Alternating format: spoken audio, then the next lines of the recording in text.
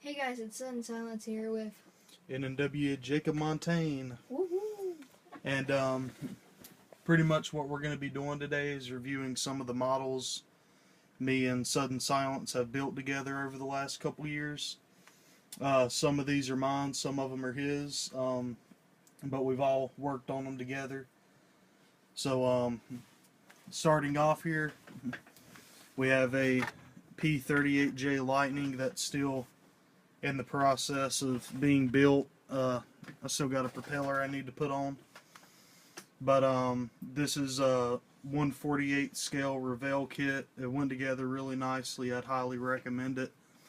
And we painted it in the Midnight Black scheme. I think that's what it's called. But you can see here I did some light weathering where grease and a lot of smoke and grime would have been built up. And you can see there it's got the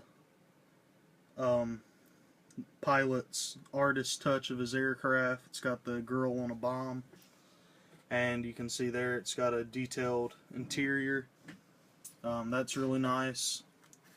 If we flip it over, you can see the bombs, and it's really hard to see, but the inside of the landing gear flaps are painted the same green as the interior. You can probably catch it really good right there. Overall, it's a really nice kit. It went together nice. It looks really nice.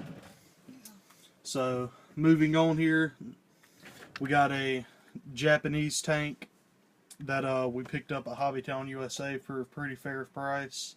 For about 33 bucks. I believe it's a Scorpion. Actually, I bought it and I thought it was American.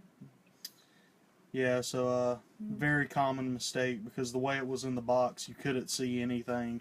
Because the way it was wrapped up, you couldn't see any of the markings. And as soon as we got home and unboxed it, and the reason we thought it was an American tank is because the only thing we could see is this star right here in the center. But then if you look below it where there was plastic shield wrapping, there's Japanese letters. Awesome. But it's a pretty nice tank. It's got some fair detail. I mean, it's all obviously body molded, but the grills are painted black and the gun and everything moves. So it's a pretty nice shelf display model. And moving on to the next tank, which is probably the kit that took me the longest to build, and this is a Panzer. It's a monogram kit that I picked up at Hobby Lobby for about $35. And I painted this one in the desert scheme. And as you can see here, it's pretty well weathered. I used a lot of chalks and oil paints, and as you can see in a lot of places there's some really bad paint chipping. This kit was a challenge. Probably the hardest challenge was putting on these shields and getting them to stay there. And as you can see in the back, they were really warped whenever I got them. So the shield panels that go around the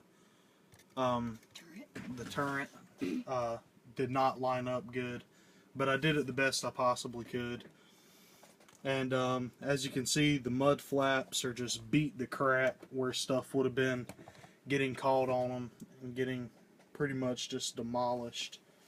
And the exhaust tank and exhaust pipes back here are really rusted. I did some black washes on the vents to make them look deeper. You can see there I got a machine gunner sitting out enjoying some fresh air before he gets locked in there for a few hours to kill some people. But as you can see here, I weathered the side armor really good. You can see a couple bullet holes that's got some rust streaking. Some really deep scratches.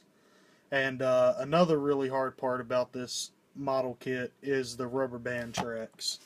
As easy as it is to have rubber band tracks, those were probably the most difficult ones I've ever had to put on, because they were about 2 links too short.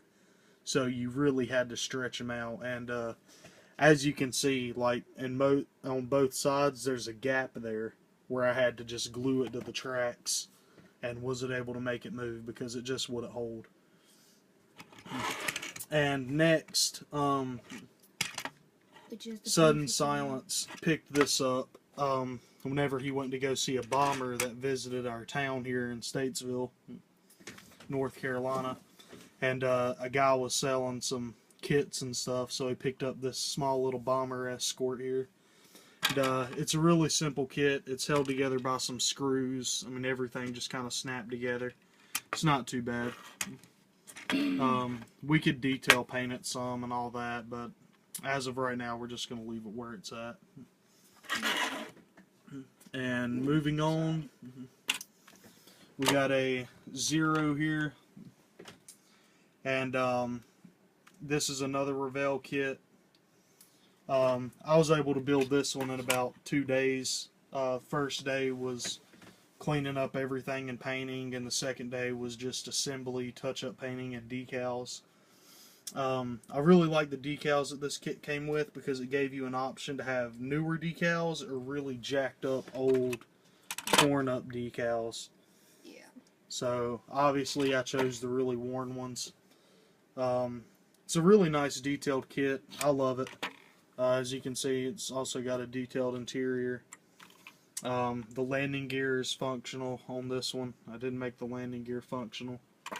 And the propeller spins. I wanted to have that option. But that's those. And another little kind of war update that kind of involves these is some posters that we finally got framed up and hung up of some World War II ships. And then we got planes, and then we got tanks. So that's really nice. And if we look above those, it took me a while to get them there, but we finally got some of our bigger planes that can't fit on the shelf over there hanging up. And what we have there is a Revell B-17. Yeah, B-17 Flying Fortress. And that one is a B-25. Both of them are bombers. And both of them are painted in the silver scheme because we didn't have the greenish brown on us at the time. So we just painted them in that scheme. There's several videos all over YouTube about building these, so I'm not really going to go into much detail since they're up on the ceiling. But they're really nice. It was fun to build. As you can see there, they've got detailed interiors as well. And you can see the little Jotlin Joe painting on the side. And then it's got the landing gear. It's kind of really hard to see in there, but there's bombs. And then on this one, it came with a Pluto riding on a missile, or an atom bomb. So we got that on there. But that pretty much wraps up things for this video. So y'all guys don't forget to leave Sudden Silence a like and subscribe if you haven't already for more of these in the future, hopefully. And don't forget to check out NNW Jacob Montaigne. I'll leave a We'll link leave a in the link in the description. So y'all guys have a good day. Goodbye.